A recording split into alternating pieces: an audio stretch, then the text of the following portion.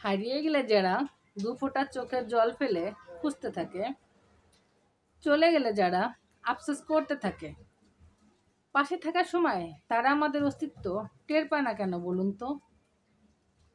বেশিরভাগ মানুষ যখন আদর, স্নেহ, ভালোবাসা পায় তখন তারা ধরেই নেয় এগুলো তাদের পাওয়ারই কথা ছিল। তারা ভেবে নেয় স্রষ্টা তাদের সেবায় আমাদেরকে নিয়োজিত করেছে।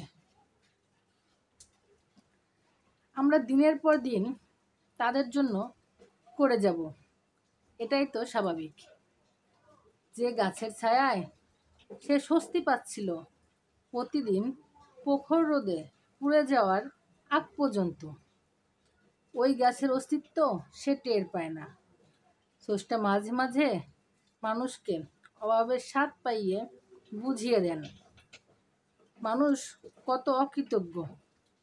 যারা বুঝতে পারে তারা শুধরে যায়, আর যারা বুঝতে পারে না তারা আফসোসের নরকে উঠতে থাকে আজীবন।